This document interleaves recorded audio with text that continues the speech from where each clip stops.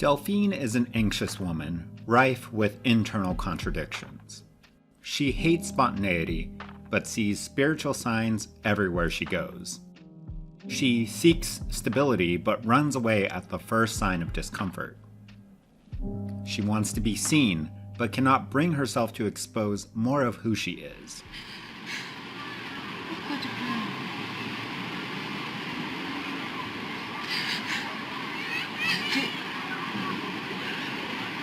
Écoute, oublie-toi les soucis. Hein.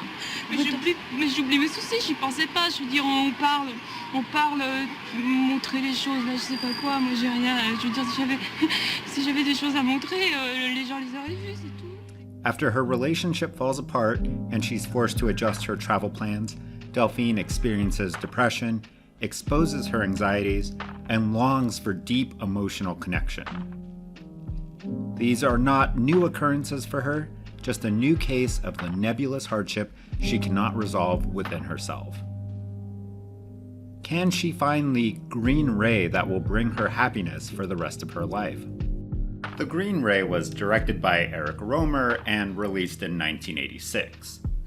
Much like Rohmer's other films, it's a quiet and introspective look at one person's internal desires and their inability to actualize them. It's inspired by the Jules Verne novel of the same name, about a quest to observe the elusive green ray of light that can be seen just before sunset. The ray is said to bring the witness true love and happiness. Marie Riviere's Delphine overhears vacationers discussing the green ray, but as we've observed, her quest for love and happiness began long before then. It's obvious that this has been a lifelong pursuit for her. It's also been the source of her despair, coloring every interaction she has with everyone she meets through her month-long travels. Rohmer focused his attention on the conversations and encounters that shed light on the patterns and routines that govern Delphine's life and ultimately lead to her unhappiness. He captures the essence of Delphine's detachment, placing her as the outsider in social engagements and highlighting her struggle to connect with others.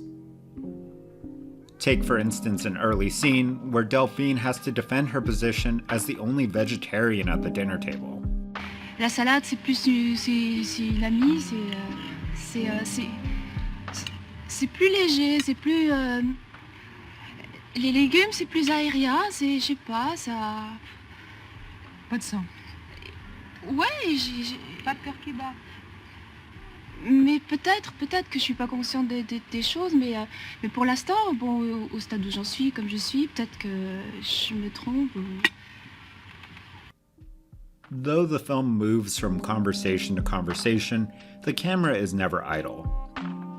Rohmer places the camera in areas teeming with life, like crowded beaches and full dining tables. Crashing waves and swaying trees can always be heard behind conversations.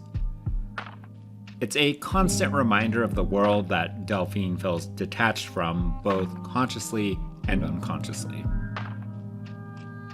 While Delphine yearns to be seen and understood, she keeps the details of her relationships and personal life guarded, fearing the potential for hurt and disappointment. She finds solace in what she calls personal superstitions, attempting to regain a sense of control in her life where other avenues seem elusive. It's a way for a depressed and avoidant woman to chance upon happiness and find agency in discovering it herself. Perhaps most painful for me is how real Delphine's struggle is. Rohmer skillfully juxtaposes Delphine's moments of joy, like her appreciation of the ocean air or her genuine enjoyment of meeting people, with the underlying sorrow that commands her existence. I think there's a difference between a sad film and a film about sadness, and The Green Ray is definitely the latter. The Green Ray captures the essence of depression and the toll it takes on a person. It dispels the idea that depression is characterized solely by monumental moments that upheave our entire way of living, instead highlighting how it can shape the everyday experiences of our lives. If there's no single event that causes depression, there's also no one-size-fits-all solution, despite the suggestions that Delphine receives from others. She receives band-aid solutions to her issues, like taking a night out on the town or simply getting over it. The solutions, while well-intentioned, compound her shame for feeling the way that she does. Romer has stated that he is much more interested in the way that people think instead of what they do, and it is this guiding principle that connected me to the film and to Delphine. This film captured mental health issues before that phrase even entered our lexicon and cultural consciousness. And, unbounded by the buzzwords of depression or trauma, this presents a more nuanced character that doesn't solve her issues. Instead, she self-diagnoses and self-medicates through the symbols that she sees, hoping to catch that green ray at the end of the day.